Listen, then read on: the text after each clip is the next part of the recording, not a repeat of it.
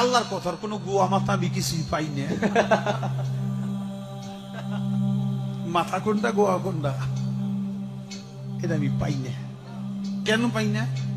এই যে একটা কথা বলছে, আওয়ালু মা খালাকুল্লাহে ইশক, প্রথম সৃষ্টি ইশক। আওয়ালু মা খালাকুল্লাহে মিন নূরি, নূর, প্রথম সৃষ্টি নূর। আওয়ালু মা খালাকুল্লাহে আরশ, প্রথম সৃষ্টি আমার আরশ। দেখেন, আওয়ালু মা খালাকুল্লাহে রূহ, প্রথম সৃষ্টি আমার রূহ। কয়টা হয়েছে? এক মুখ আছে, দুই কথা কয়। হ্যাঁ, মুখ কয় না হুক কয়? এক মুখে দুই কথা কইলে হ্যাঁ মুখ থাকে, হ্যাঁ তো মুখ থাকে না, তো হুক হয়ে যায়। আল্লাহ যে কইল প্রথম সৃষ্টি আমার ইশক, প্রথম সৃষ্টি আবার কয় আমার আরশ, প্রথম সৃষ্টি আবার কয় নূর, প্রথম সৃষ্টি আবার কয় রূহ। আল্লাহ এক মুখে যে এত কথা কয়, আল্লাহর মুখ কয়টা?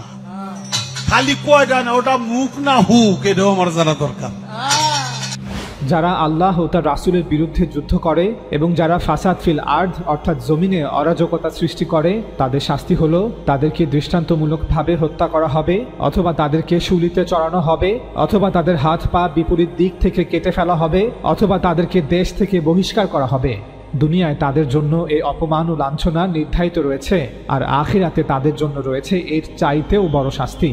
তবে তারা ব্যতীত যারা তওবা করে অপরাধ হতে ফিরে আসে, তোমরা তাদের উপর নিয়ন্ত্রণ লাভের পূর্বে সেক্ষেত্রে জেনে রাখো যে আল্লাহ ক্ষমাশীল পরম দয়ালু, অর্থাৎ আল্লাহও তাদের ক্ষমা করবেন। সূরা মায়দা আয়াত 33।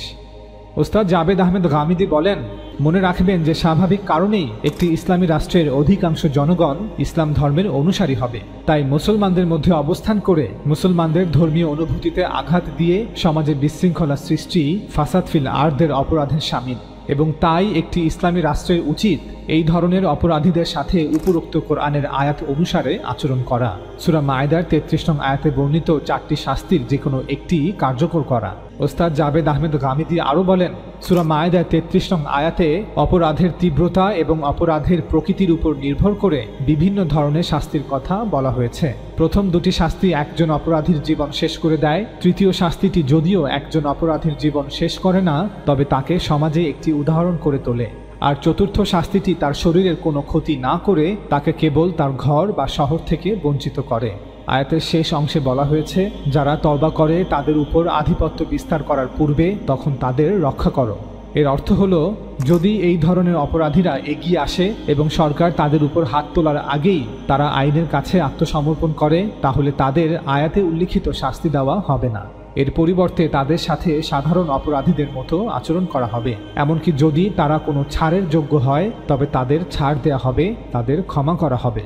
ওস্তাদ জাবেদ আহমেদ গামিদি আরও বলেন, এই ক্ষেত্রে একটি গুরুত্বপূর্ণ বিষয় আমাদের সর্বদা মনে রাখা উচিত, আর তা হলো অপরাধীদের শাস্তি দেওয়ার ক্ষমতা কেবল রাষ্ট্রেরই রয়েছে।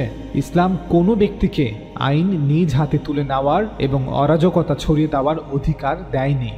একজন সাধারণ মানুষের কর্তব্য হলো অপরাধীদের বিষয়টি রাষ্ট্রের কাছে রিপোর্ট করা। রাষ্ট্র একটি মামলা দায়ের করবে এবং যথাযথ শুনানি করবে, এবং শুনানির পরেই এই বিষয়ে প্রণীত আইন অনুসারে রায় দেবে।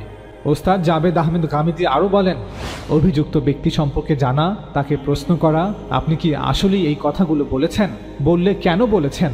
আপনার উদ্দেশ্য কি ছিল?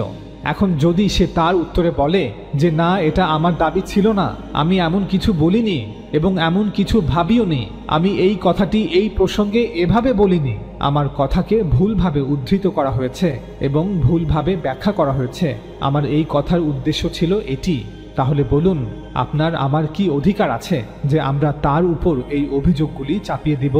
ওস্তাদ জাবেদ আহমেদ গামিদির সাথে একমত প্রকাশ করে আমরা আরও বলবো, যদি অভিযুক্ত ব্যক্তি বলে যে আমার এভাবে কটূক্তি করা ঠিক হয়নি, অবমাননাকর শব্দগুলো উচ্চারণ করা উচিত হয়নি, আমি সমালোচনা করব, তবে নিশ্চয়তা প্রদান করছি যে ভবিষ্যতে অবজ্ঞার স্বরে বা বিদ্রূপের সহিত আর কিছুই বলবো না।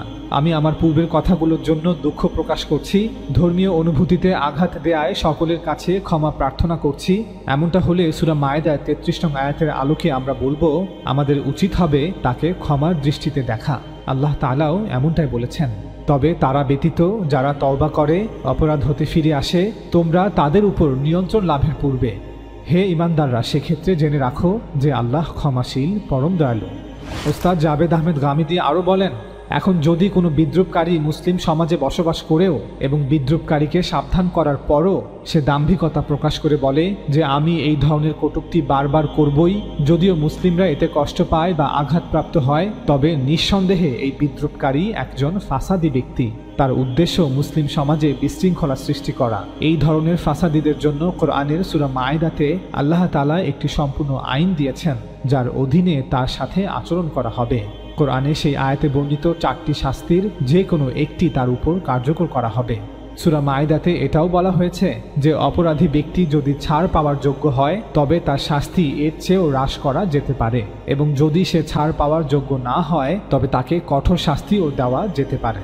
আর যদি বিশেষ কোনো পরিস্থিতিতে এই শাস্তিগুলো কার্যকর করা সম্ভব না হয় তবে অপরাধীকে একটি নির্দিষ্ট এলাকা বা ভবনে আটক রাখা হলে কোরআনের নির্দেশটি বাস্তবায়িত হবে বলেই মনে করা হবে।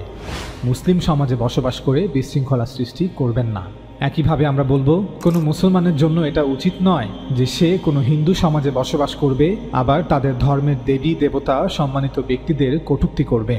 মুসলিম হিসেবে আমাদেরকে অবশ্যই সকল ধর্মের দেবী দেবতা সম্মানিত ব্যক্তিদের কটূক্তি করা হতে বিরত থাকতে হবে, অন্যথায় সমাজে বিশৃঙ্খলা সৃষ্টি হবে।